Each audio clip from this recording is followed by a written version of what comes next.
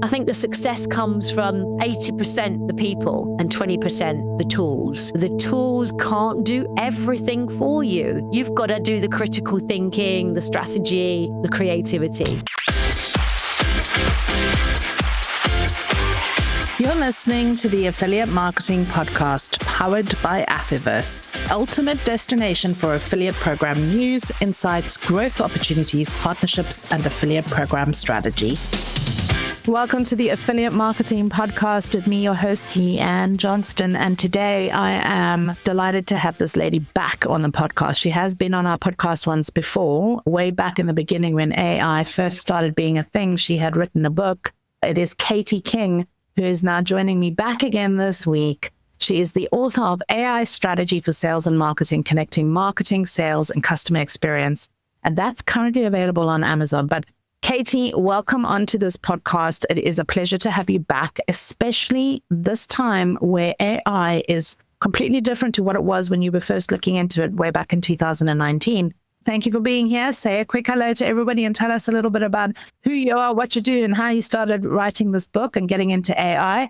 And then we'll get into the nuts and bolts of what we want to talk about today. Amazing, Leanne. Thank you so much. Super to be back with you. So Katie King from the UK, living at the moment in the countryside in Woodhurst. I'm nearly 59 and I've written 3 books now. I've been in marketing my whole 35-year career, from affiliates across the whole spectrum in every industry sector, all over the world. As a keynote speaker and an author, particularly the last 3 or 4 years, I've been traveling all over the place.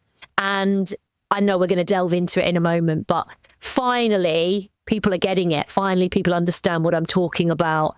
And it's great for me to have a new bit of intellectual property to be able to share with everyone. I mean, I remember talking to you back then and I was like, what is this lady talking about? Yeah, AI, it's amazing. And everybody's looking at it, but it wasn't anything yet. And now we're seeing it infiltrate business and replacing jobs, and people are concerned about all of those things. And I know that this edition of your book includes research on AI's impact on all of these things, on customer experience, on actionable strategies for team productivity. And you've almost created like an AI playbook framework. So in just 6 years, how dramatically has the practical application of AI been in marketing, and what's changed? Can we just give people a quick understanding? Yeah, definitely. So I wrote the first book, as you say, in 2019. And then without a doubt, AI, particularly in marketing and sales, was really experimental. We had chatbots and some predictive analytics and, to be frank, a lot of hype. If your listeners are familiar with the Gartner hype cycle, you know, where you start at that innovation trigger and then you go up to the peak of paranoia and the height of expectation. That's where we were. And I think quickly we dropped down into that trough of disillusionment. We have not yet got to that plateau of productivity across the board. By fast forwarding to today, we've definitely moved from hype to pilot projects to actual, in some pockets, sort of enterprise-wide development. And it depends which bit of AI we're talking about. Gen AI came along in 2022 when I wrote my second book and surprised us all. And now we're talking Agentic and so many others. You know, what kind of like really prompted me having to write a second edition of my second book, which was 2022 and then today, was that real urgent need to help leaders to integrate our AI in a really strategic way. Because loads of them back then were throwing their hands up in the air saying, it's like a Wild West. We don't know where to turn. There's just so many tools. Do you start with customer support or do you start with BI and intelligence? Where do you actually begin the journey of integrating AI? You begin where the biggest opportunities are. You begin by analyzing your business, its competitive environment, what your goals are. You then do some proofs of concept, some small iterations by creating a group of AI champions pulled from CX and marketing and selling and so on. And you meet weekly and you work out, where are the biggest wins going to come from? Where are we going to generate more income? Where are we going to save costs? So I think there's no kind of cookie cutter answer to that for everyone. It really depends on business goals. What is the biggest gap that you've seen then till now? Because, okay, the AI language models, they can process faster, they can do a lot more. But what's the key thing that you think is going to tip this forward and like really start to become part of the mainstream and not just early adoption? Like, absolutely. I think the biggest gap is that a lack at the moment, certainly has been for a little while, of a cohesive framework. And that's why you alluded to the frameworks. I created an AI playbook. I've created a scorecard. I've created like a standardized framework. So I think tools and frameworks and platforms and ways of working that guide different teams towards that kind of ethical and impactful adoption at scale. That's not what we've not got. We've got loads of interest, loads of people dipping in personally and in their organizations, using ChatGPT, using Copilot, but not like really doing it in a strategic way, not even knowing that they've really got to come up with some incredible prompts. Many of them are just using it like a search engine. So I think that actually that strategic usage and that actual really getting some benefit from it beyond the way you might use Google. This is the thing, because everybody is using it like it's Google, and we've seen Google's traffic dropping significantly because search results are now spreading over into these AEOs or whatever they call it. So now as marketers, our roles are getting even more fractioned because now we've got to know a little bit more about everything else, and our customers are being spread further and further apart. It's not just entry into one channel anymore, and we're going to get everybody from Google or Facebook or Meta. And so it's becoming a bit of an emotional and mental minefield of where do we begin? How do we start? What do we do first? Do we need to be an early adopter? Now, you advise like massive enterprise brands like O2 and Arsenal and Virgin and Accenture. And you know that affiliate marketing plays a role in the broader marketing mix. You've got a really good understanding of the digital channels. But how specifically should marketers, and I'm specifically talking about affiliate marketers, you have to know a little bit about everything, work with, and be thinking about AI strategy differently to other marketing channels, because we've got a people-led industry where we are working with other people to get traffic, to get campaigns live, to do things. It's not like paid media where you plug into a platform, you analyze it, you can use AI to optimize your campaign. So how would you recommend people listening to this podcast now in this industry look at AI and start to begin the journey of adopting it and understanding how it can work? Absolutely spot on. We know that affiliate marketing sits at that intersection, doesn't it, of the brand, the performance, and the trust.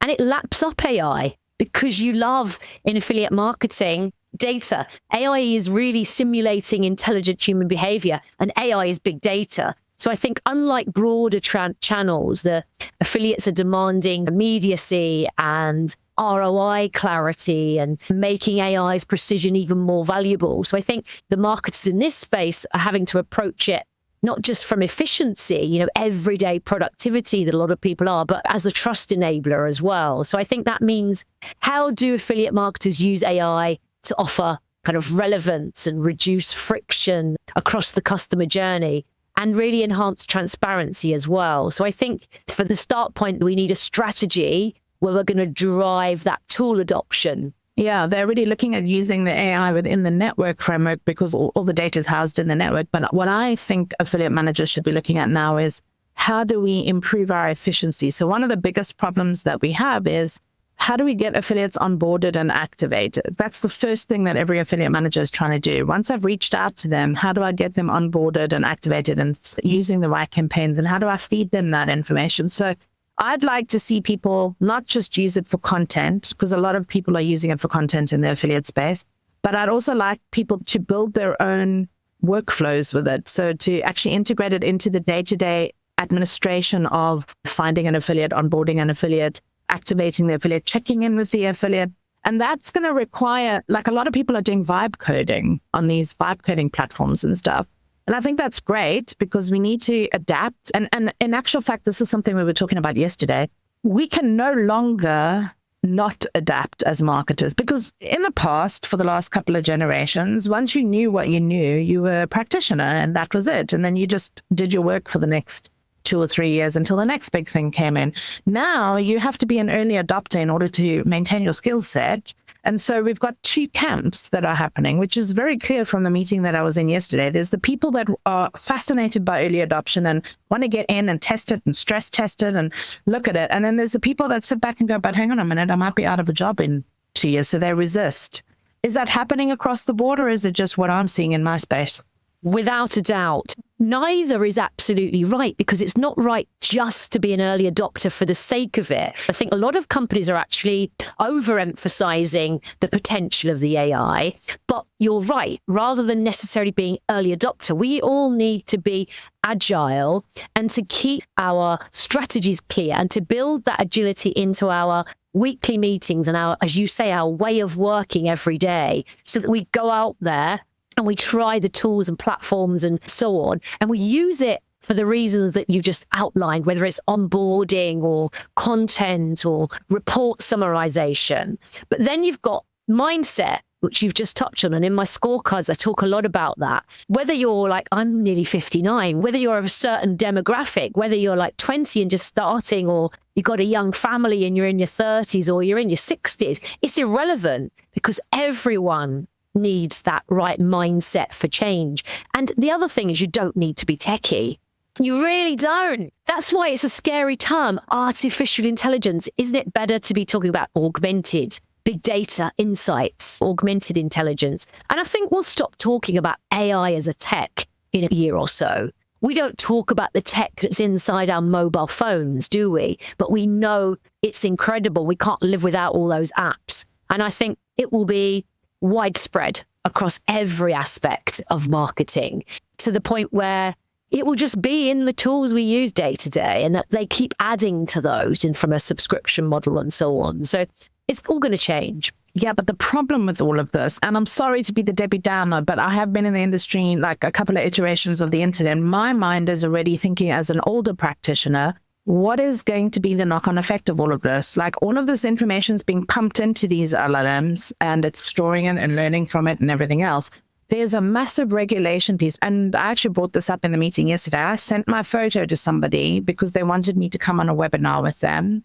They didn't ask my permission, ran it through AI and put me on a fur rug, which is not how I would present myself in a business sense. But that's obviously what they thought looked cool. And even though my face looked the same and everything, I wasn't ever on a fur rug. And I looked at this and I was like, okay, I love the fact that their marketing team's trying to be creative, but one, they didn't ask me, and two, that's not me, and that's not how I have represented myself and given them my image to use. So that sparked a very big conversation for me in my head about, where does this go and how do we regulate it and control it? Because children can also now build apps and do things, and whose responsibility is it to look at all this? And I know you talk a lot with government officials about what's happening in the AI world. So what is the current stance in terms of safety and security? So difficult. You know, we've got the Online Safety Act, haven't we? We've got within GDPR a clause about transparent use of people's data. We've got the EU AI Act. We don't have much else. So I think, unfortunately, the law is still catching up too late with the tech. And that seems to continue. And I can't see it changing anytime soon, because Agentic, the next iterations keep coming along. So many of the banks, for example, were resisting using ChatGPT and those tools a couple of years ago for the right reasons, because they were scared of uploading sensitive information into a public environment.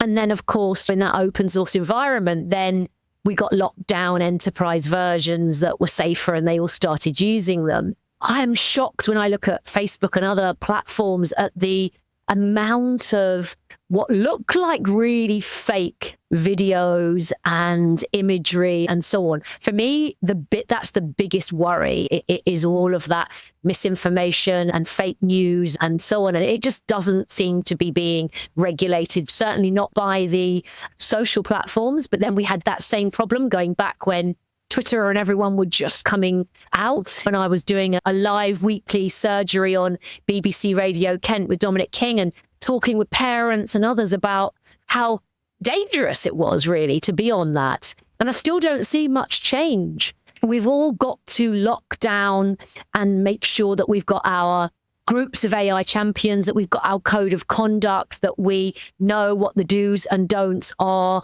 We've got to be doing the fact checking and checking for the hallucinations and so on, and being transparent with our clients about how we're using their data. Because if we lose that trust, we've lost it, and it's very difficult to get that back. The one thing that's very clear to me, and you said it, is that the law is catching up with the technology, but the technology is already in use. So the thing that I'd be looking for right now is who do I double down with for compliance and auditing of content that's out there? Because right now you can't stop anybody from creating something on AI and using your logo or taking an image, or it's very easy to replicate something. You could take a video that I've put out on social media and create an avatar of me on a tool and go and create a whole bunch of other training programs, and I would be none the wiser. And I mean, I'm saying this now, but please don't do that. But I would only find out about it if somebody tells me, because the internet is a big, ugly place and lots of things can get hidden on there. And I would actually suggest regularly go and search your brand in Google and just see what comes up, and across all of the LLMs as well, just so you can see if anybody else is writing anything about you. And there are some tools that you can use, I think, that are quite good for monitoring what's coming out in LLM search, because we're talking about that already in terms of brand citation. And we'll link you to the previous webinar that we had on this as well. But there's a lot for you to be considering. So if you thought your job was simple before because all you had to do was work with affiliates, my friend, you got a whole other thing coming your way at the moment. You're absolutely right. And lawsuits are pending, aren't they? You know, the New York Times suing OpenAI for saying we didn't give you explicit permission to scrape our data of all of our journalistic material for the last 50 years. You know, like I say, the law is catching up, and I've worked with chief legal counsel from around the world, and they worry about things like that. They worry about marketeers inadvertently violating copyrights and trademarks when they're using Midjourney. And it's very, very difficult times. We've got to have that training. We've got to have our frameworks. We've got to have our codes of conduct and be guiding. So we need the legal team, the tech team, the marketing team, the CX team to come together and to be regularly meeting about this and working out a plan and being compliant where they have to be. And then beyond that, having advice and frameworks and so on. So are they specialist firms and people? I mean, you yourself are a specialist, because I'm thinking, yeah, the big, massive companies with huge budgets, they've probably got internal teams that are already looking at all of this. But what if you're just a small company that's kind of mid-sized? What is the best way for them to approach this, and how do they start? Like, get the book, obviously, get the frameworks so you can read through the guidance on how to actually do that. What's the easiest way to just start, and with no budget? Like, what are the main tools that they should look at, in your opinion, that are the most trusted, the most reliable? Can you give some tips on that? Yeah, absolutely. I think it doesn't matter whatever size you are, working with huge organizations, major brands, but also schools and one-man bands and small marketing agencies. And I think for all of them, the fear comes from a lack of education. So we need to educate, we need to keep upskilling.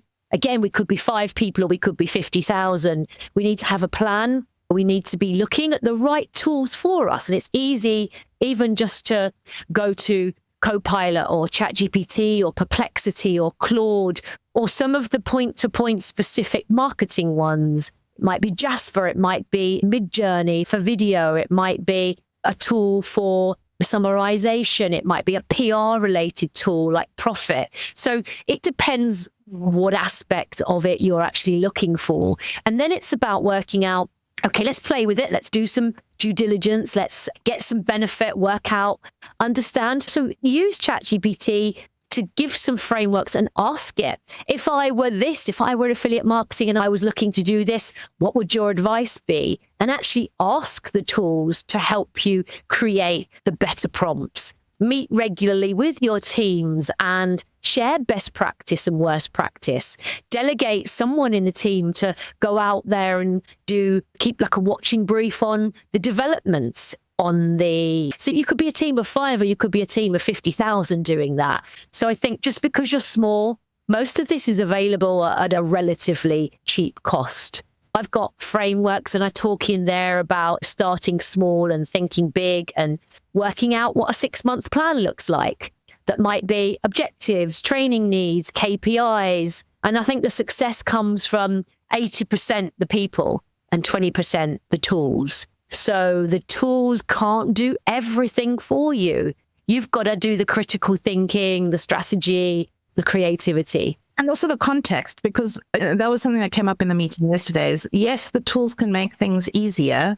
They can speed things up, make it more efficient, but you still need a human to apply the context of, is this like the litmus test? Is this actually right? if I received this email, would I respond accordingly? Because whilst it's beautifully written, is it relevant? Is it contextual? Is it timely? And these tools can't do that just yet. It should be if you give it that really proper brief. Just like briefing your intern or a new member of the team. It's not going to give you back everything you need. But if you're giving it, you're saying to it, right, wear this hat. This is what we're looking for. This is the end recipient. This is the mood. This is the tone. If you're giving it that really detailed brief, and you might be uploading, let's say you've got a free version, but what about if you pay £20 per month and you get something that's much more safe and locked down for you and gives you the chance to create 6 or 7 different avatars, and you keep uploading into it documents and no, actually, this is the right approach. This is a really successful blog we did. This is a really great video. And it's learning for you all the time. So I think for me, that's what I do. I don't just use the standardized models. I'll use one that I can tailor for my own needs. And as the name suggests, it's a large language model. It is going to keep learning. So, you don't have to have big budget to take advantage of this. Yeah, but that's also a good point.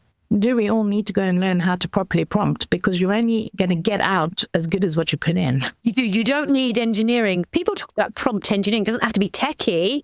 But then isn't that the same in life? Like for you, like me, I've been doing this for marketing for 35 years. What are the successful team members? Where does my success come from? Normally, it's about having real clarity about what I'm trying to achieve, all of the different stakeholders within that, testing it and so on, and keep iterating it and keeping the human at the center of all that and being very strategic and being very aware of the what's in it for me for all the different stakeholders. When you wrote this second edition, what was one thing that you learned through all of your research that made you have this like aha moment or this big kind of resolution that this is going to be like bigger than what we ever thought it was going to be? It's really hard to pinpoint one. It's almost beyond one. And it is that kind of like that feeling that it's a bit like the imposter syndrome. And I'm not going to name the brand, but there's 1 or 2 organizations in the book that putting forward some great case studies. It might be across their HR, it might be across their marketing. For some, it might be across sales, Salesforce and others.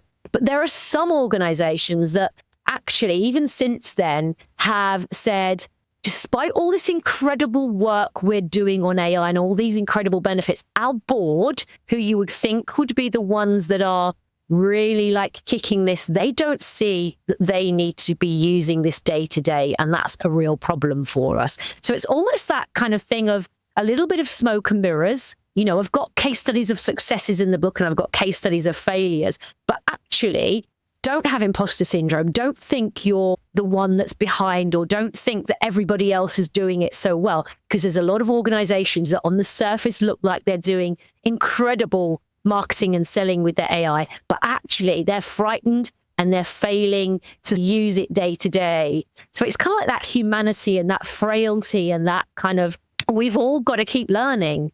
And for a lot of them, it isn't age, it is the mindset, because they've got teams who are kicking ass and doing incredible work, but they individually are like, whoa, what about me? How do I use this?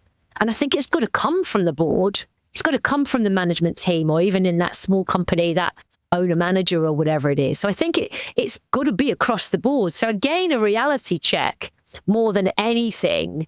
But that's one thing. And then the other I would say is there's a bit more fear now. When I wrote book 1 in 2019, people were looking at the big issues and going, it's nowhere near that. Now they've seen Gen AI, now they're seeing Agentic, and they're seeing its capability. There's a bit more of a realization of, wow, what have we unleashed? Unleashed the beast. But I think the beast was always there. It's just been a different mechanic every time, every iteration. Like, 15 years later, we look at social media and we go, oh, has it done more harm than good? It's only as good as the people that use it. So are you going, and this is actually a really good point. Ethical consciousness needs to be present when you are working with AI. Ethical consciousness.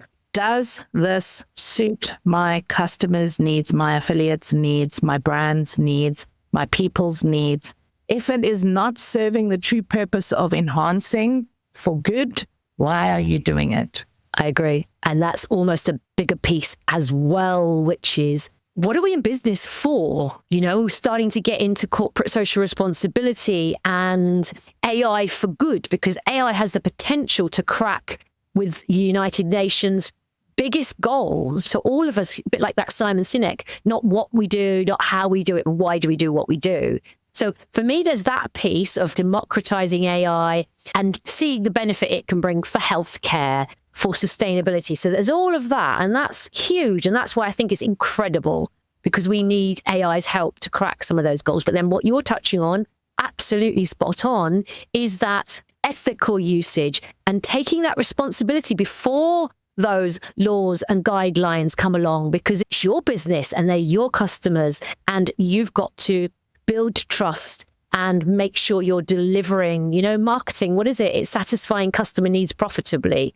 So how can you do that in a way that's ethical, that's right for the customer, for your business? And we can't just sit back passively and wait for all of that to come. We've got to take responsibility for that. I think that's a really good point. Now, on responsibility, because you're looking already at the future of what, not just where we are today, but what it's going to be in 5 years' time. And you're part of the UK government's all-party parliamentary group task force on AI, which is a mouthful in its own. But looking ahead for 2026, 2027 and beyond, what's the one AI capability or shift that you think will fundamentally change how marketers operate? And, what are the discussions that are happening at parliamentary level right now? When we look at it from an affiliate point of view, I think the affiliate marketing's got that transparency legacy to overcome. We don't want AI to worsen it. We want AI to fix it. So I think ethical AI means full disclosure of automation, clear attribution models,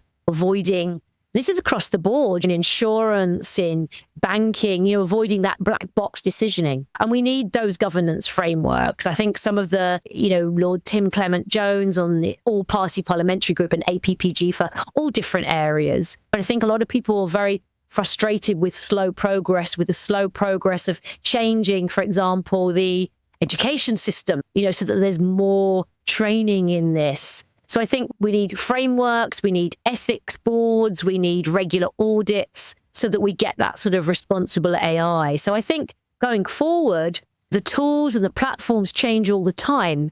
But what we can't assume, we have to see trust not as a side effect. We've got to see trust designed into it. And if you're not getting that from your providers and your partners, you've got to be the one that has that in your framework. I'm helping a lot of companies with creating these groups of AI champions and creating an AI playbook. So I think that's going to come to the fore, should come to the fore. We should be forcing it to the fore much, much more. But I think what happens is we just get caught up in all the new technology and all the new tools and platforms, and it becomes tech for the sake of tech. And that then doesn't get us the strategy and the results, and it certainly doesn't give us the ethical side. And the problem with ethics, like with politics, is around the world, we have different legal jurisdictions. We have different take on what's fashionable, what's appropriate, what we stand for because of our politics. And that's messy. And so for international firms, that's very tricky as well. In your opinion, is there any one country that's leading the way? Is Europe taking a stance on it? Is the UK, is the US? So in AI per se, the more and more of the patents are certainly in China, closely followed by America. Patents, so they're ahead in AI. America is there. Middle East is doing very well. Europe is not at the top there, but it has been the one really pushing. The UK going back to 2018 when the House of Lords had its 5-point guidelines for ethical AI. We've been the kind of like barometer, or pushing ourselves as the sort of barometer of ethical AI. And then, of course, we've got the world's first binding law on AI, haven't we, in the EU AI Act. And then, of course, without getting too political, all of what's been happening in geopolitics in this past 6 to 12 months, it makes it all very complex. So I think we have to not worry about that so much. And as individual companies and teams and so on, we've got to work on that for our companies. We've got to work with our trade bodies and think tanks. And then we've got to be not passive, but proactively helping shape what that looks like with our regulators, with our governments and so on. And I genuinely mean that. We've got to be proactive on that. You've got to take ownership, because there is no guidance. There is no best practice right now. We're all creating it and flying by the seat of our pants and building it at the same time. So start thinking about ethics. Start thinking about being conscious about where you plug it in and how you plug it in. Start testing some of the basic tools and seeing, does this actually work for your customer, for your affiliate? Does it make sense to implement and not just do tech for tech's sake, as you said? Okay, I want you to leave our audience with one piece of advice. If you're new to AI, you haven't started looking at it yet, you've been a little bit fearful, you need to make the leap. What is the piece of advice that you would give to people listening to this? And we do have UK, US, Europe, everybody in the world listens to this podcast. So wherever you are, like, what's one message that you want to leave with everybody today? Don't delay. I think affiliate marketers need to upskill now. I think I'd say don't delay, but don't do it in a really tactical way. And that means really get your strategy right and build agility into your modus operandi.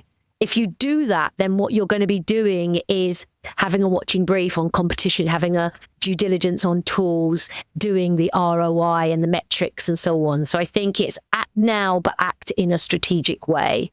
And then you'll be prepared for agentic, you'll be prepared for quantum, you'll be prepared for what comes next. So building that strategic agility and relevance into your way of working is crucial, rather than saying, go and look at this tool, go and do this.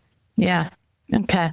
So just adopt it. Just do like Nike and start, just do it. Katie, it's been a pleasure to have you on this podcast today. Thank you so much for sharing your thoughts and your suggestions for how people can become adopters. And I'm not going to say early adopters, because I think we're past the early adoption phase. We now need to adjust and adopt and just start to learn it as another part of your kind of practitioner skill set. And don't have that imposter syndrome. And you might look at my scorecard and be in the bottom category where actually you're quite traditional, but you can leapfrog pretty quickly.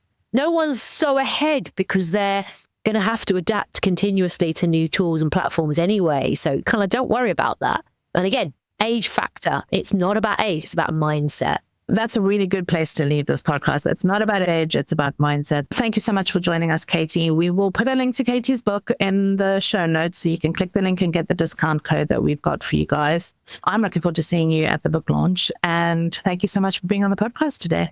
Thank you for having me. Great questions. Yeah, see you soon, Leanne. Thank you, everyone.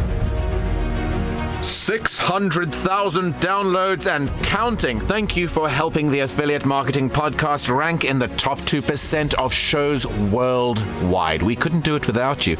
If you love the insights, show your support. Head to Apple Podcasts, hit subscribe, and drop us a 5-star rating. If you want to be a guest, submit your pitch via our contributor form on affyversemedia.com. Thanks for being part of the Affyverse community. Your growth journey starts here.